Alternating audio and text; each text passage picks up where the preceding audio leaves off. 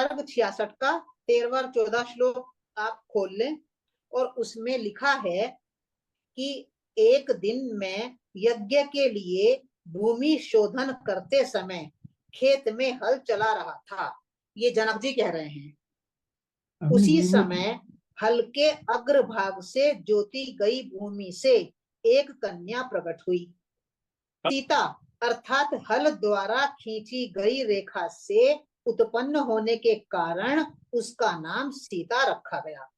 पृथ्वी से प्रकट हुई वह मेरी कन्या क्रमशः बढ़कर सयानी हुई। अब इस छोटे से 2 श्लोकों में सीता कौन है इसके विषय में बताया जा रहा है। अब एक एक शब्द को हम ले लेते हैं। सबसे पहले हम समझते हैं कि राजा जनक का तात्पर्य क्या है। वो यज्ञ के लिए भूमि जोत रहे हैं, तो यज्ञ का तात्पर्य क्या है। फिर अध्यात्म के स्तर पर भूमि और उसका जोतना या उसका शोधन करने का तात्पर्य क्या होता है। ये भूमि का तात्पर्य है, क्षेत्र या खेत। यहाँ पर खेत लिखा गया है हिंदी में, और संस्कृत में लिखा गया है क्षेत्र। तो खेत या क्षेत्र का तात्पर्य क्या है, हल का तात्पर्य क्या होता है, और सीता का तात्पर्य क्या है। तो ये 6 हमारे शब्द हैं जिनको हमें समझना है। सबसे पहले समझते हैं हम जनक को। जनक शब्द का अर्थ है जननम करोति इति जनक। संस्कृत को देखिए आप, जन मतलब है जननम, जननम, और का अर्थ है करोति, अर्थात जो जनन करता है, उत्पन्न करता है, वह जनक है। तो जनक शब्द का अर्थ है जो जनन करता है अर्थात उत्पन्न करता है। तात्पर्य यह है कि जो भी मनुष्य ज्ञान का आश्रय लेकर अपने मन बुद्धि के भीतर पवित्रता को अर्थात पवित्र सोच को जन्म देता है, वह जनक है। देखो, जनक का शाब्दिक अर्थ है जो जनन करता है अर्थात उत्पन्न करता है। तो किसको उत्पन्न करता है और कैसे उत्पन्न करता है। तो जनक शब्द के द्वारा ये कह रहे हैं कि जो भी मनुष्य ज्ञान का आश्रय लेता है और ज्ञान का आश्रय लेकर अपने मन बुद्धि के भीतर पवित्रता को उत्पन्न करता है, वह जनक है।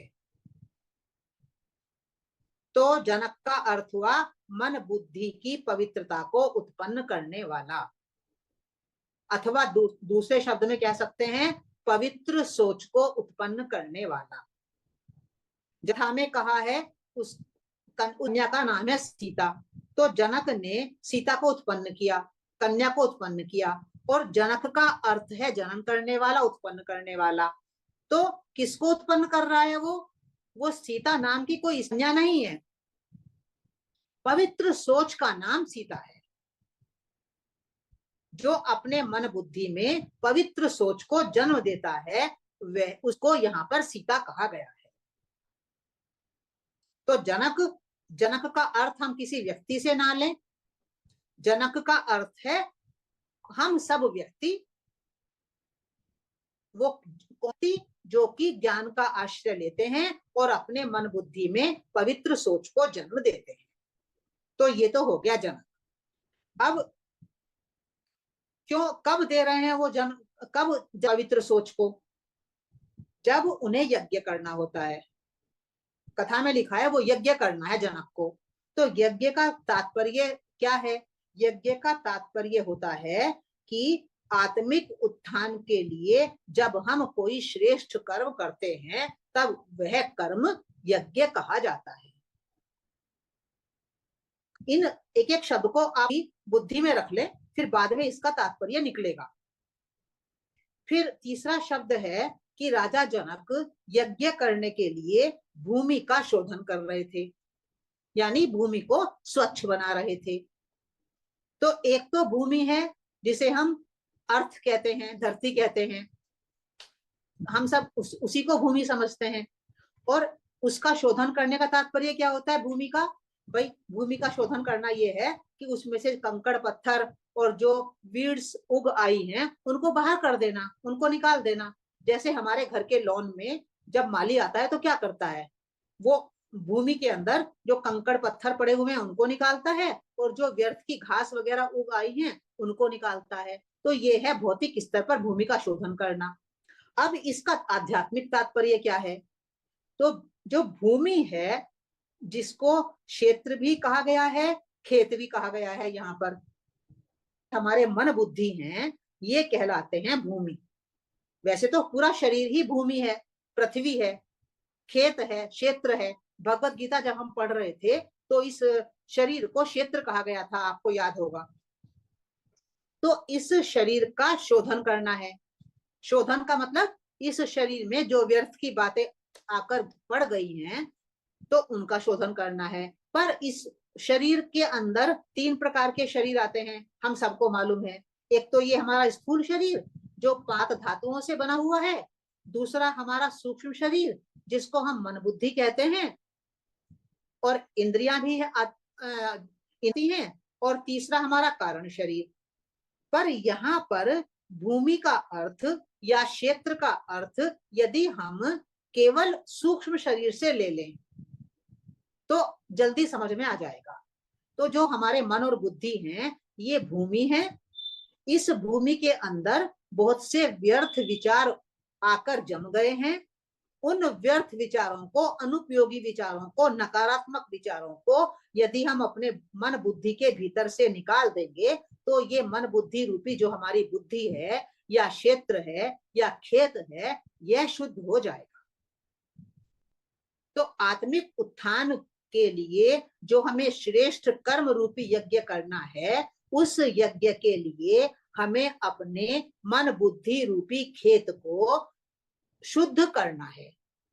शुद्ध करने का अर्थ मन बुद्धि में जो व्यर्थ के विचार हैं, जो अनुपयोगी बातें हैं, उन सबको इस मन बुद्धि के अंदर से निकाल फेंकना है। जब हम उनको निकाल फेंकेंगे तो ये हम बुद्धि रूपी जो भूमि है या खेत है, ये शुद्ध हो जाएगा। अब वे कह रहे हैं कथा में कि मन बुद्धि रूपी इस खेत को शोधन करने के लिए जनक ने क्या चलाया? हल चलाया। जब हम भूमि को, जिसे हम अर्थ कहते हैं, जब हम उसे शुद्ध करने के लिए, कंकड़ पत्थर निकालने के लिए उसको शुद्ध करना चाहते हैं तो क्या चलाते हैं हम उसके भीतर हल चलाते हैं। अब आजकल गांवों में तो हल ट्रैक्टर से हो रहा है, पर ट्रैक्टर में भी जो आगे लगा होता है लोहे का, वो हल होता है। एक लोहे का एक पाल लगा होता है जिसके द्वारा जो मिट्टी है वो खुदती है और उस मिट्टी के अंदर से कंकड़ पत्थर को अलग कर दिया जाता है। और यहाँ पर कह रहे हैं कि उन्होंने हल चलाया। तो हल किस बात का प्रतीक है? हल शब्द यहाँ पर ज्ञान को इंगित करता है। पूरे पौराणिक साहित्य में जहां जहां भी हल शब्द आएगा वहां वहां उसका अर्थ होगा ज्ञान। हमें अपनी अनुपजाऊ भूमि में, या कहें हमें अपने अनुपजाऊ मन बुद्धि के भीतर ज्ञान रूपी हल को चलाना है। यदि हम उसमें ज्ञान रूपी हल को चलाएंगे तो जो हमारे मन बुद्धि अनुपजाऊ हो गए हैं वे उपजाऊ बन जाएंगे। क्या तात्पर्य है इसका? कि भी मन बुद्धि के भीतर मान लो मैं कोई अच्छा एक शुद्ध बीज डालूं, तो अगर मेरी मन बुद्धि रूपी भूमि अनुपजाऊ होगी, जिसे ऊसर भूमि भी कहते हैं, तो उसमें वो बीज अंकुरित नहीं हो पाएगा क्योंकि उसमें बहुत कंकड़ पत्थर हैं। पर यदि मैं अपनी मन बुद्धि रूपी उपजाऊ भूमि में कोई बीज डाल दूं तो वो तुरंत उग जाएगा। उसमें भौतिक स्तर पर भी यही बात होती है और आध्यात्मिक स्तर पर भी यही बात है। जब हम अपने लॉन में किसी फूल का बीज डालते हैं तो यदि उसमें बहुत कंकड़ पत्थर होते हैं, बहुत वीड्स होते हैं, तो जो बीज फूल का, गुलाब के फूल का बीज हमने डाला तो वो जल्दी से अंकुरित नहीं होता, वो कंकड़ पत्थर बाधक हो जाते हैं। वही बात यहाँ पर कही जा रही है आध्यात्मिक स्तर पर कि यदि हम अपने मन बुद्धि के भीतर ज्ञान रूपी हल चला दें तो जो भी हम वेस्ट विचार उसमें डालेंगे तो उससे तुरंत पुष्पित पल्लवित होने में आसानी होगी। वो बीज तुरंत अंकुरित होगा और पल्लवित होगा।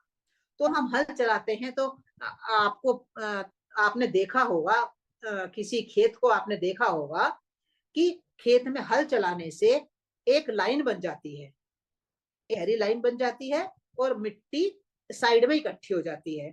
तो जो लाइन होती है, गहरी लाइन होती है, उसको संस्कृत में कहा जाता है, वेदों में उसको कहा गया है सीता। व्यवहार में भी उसको सीता कहते हैं।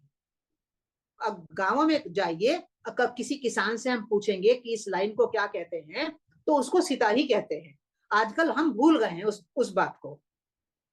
तो जब हम हल चलाते हैं भूमि में, तो जो कंकड़ पत्थर अलग होके साइड में चले जाते हैं और जो लाइन बनती है उसको कहते हैं सीता, और उसी में किसान बीज को बोता है। तो यहाँ ये कह रहे हैं कि यदि मन बुद्धि रूपी भूमि के भीतर ज्ञान रूपी हल को आप चला देंगे, तो हल के चलाने से जो लाइन बनेगी, जो उपजाऊ लाइन बनेगी, वो प्रकट होती है ना, उसको कहा गया है प्रतीक प्रतीक रूप में कि एक कन्या प्रकट हुई और राजा जनक ने उस कन्या को वहां से उठा लिया।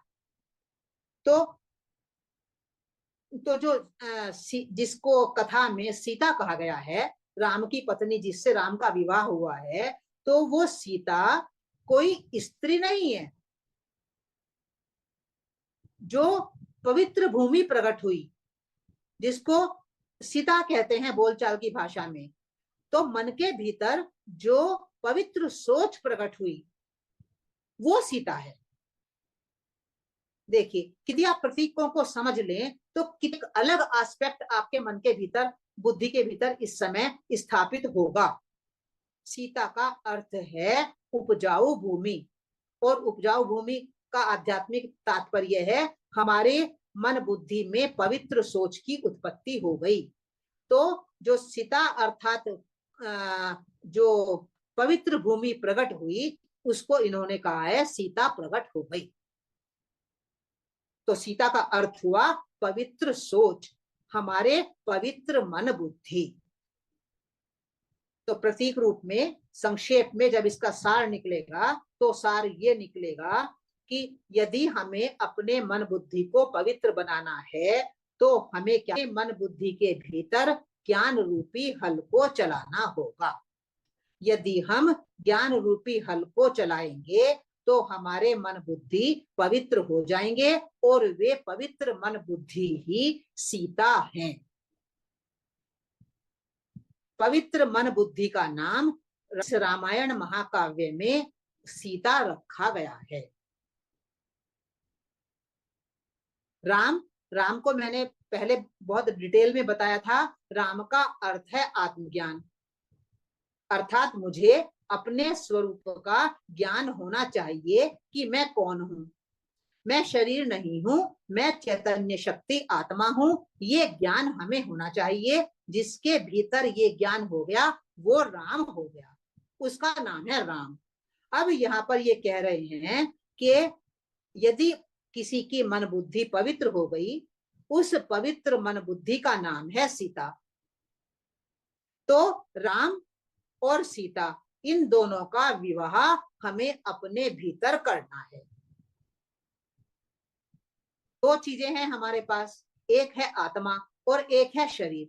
तो आत्मा के स्तर पर हमें क्या करना है, हमें अपने स्वरूप को पहचानना है कि ये आत्मा मैं ही हूं। ये तो राम हो गए। और शरीर के स्तर पर मुझे क्या करना है, शरीर के स्तर पर मुझे अपने मन बुद्धि को पवित्र पवित्र बनाना है। ये पवित्र मन बुद्धि हो गए सीता। अब इन दोनों का मिलन होगा, इनका विवाह होगा। और जब इनका विवाह होगा तो आगे कथा किस प्रकार से चलेगी वो हम आगे देखेंगे। तो आप जो सीता की उत्पत्ति केवल 2 श्लोकों में बता दी इन्होंने कि राजा जनक ने यज्ञ करना है, यज्ञ करने के लिए भूमि का शोधन करना है, और जब भूमि का शोधन करना है तो हल चलाना है। हल चलाने से सीता नाम की जमीन प्रकट हुई। और अध्यात्म के स्तर पर हमें समझना है कि हर व्यक्ति जिसको आत्मिक उत्थान करना है वो राजा जनक है। उस राजा जनक को यदि आत्मिक उत्थान करना है तो उसे अपने मन भूमि में हल चलाना है। हल चलाना अर्थात उसको ज्ञान की बूंदे अपने भीतर डालनी है। यदि ज्ञान की बूंदे हम अपने मन बुद्धि के अंदर डालेंगे तो हमारे मन बुद्धि पवित्र हो जाएंगे और उस पवित्र मन बुद्धि को ही हम कहेंगे सीता। लौकिक व्यवहार में भी उसको सीता कहा जाता है, इसलिए राजा जनक ने कहा कि मैंने इसका नाम सीता के आधार पर सीता ही रखा। इस तरह से मैंने इस छोटी सी बात को समझाया है। अब बात क्योंकि एकदम नई है इसलिए आपको थोड़ी कठिनाई महसूस हो रही होगी, पर यदि जनक शब्द को, हल शब्द को, खेत शब्द को, शब्द को, इन यज्ञ शब्द को, यदि इन 5 शब्द को आप अपने अंदर रख लें, थोड़ा स्टोर कर लें उसको, तो उसका तात्पर्य निकलकर आपके सामने आ जाएगा। तो एक विचार हमारे भीतर ये बन जाता है कि कोई व्यक्ति हल चला रहा था और जमीन में से सीता निकल गई, तो ये बात संभव नहीं है बिल्कुल भी। इसी प्रकार की कोई कन्या जिसे हम कहें फेमिनिन जेंडर में कि डॉटर या कोई पुत्री, जमीन को खोदने से कोई ऐसी पुत्री नहीं निकलने वाली। इसको हमें आर्थिकों को समझते हुए इस आध्यात्मिक स्तर पर समझना है।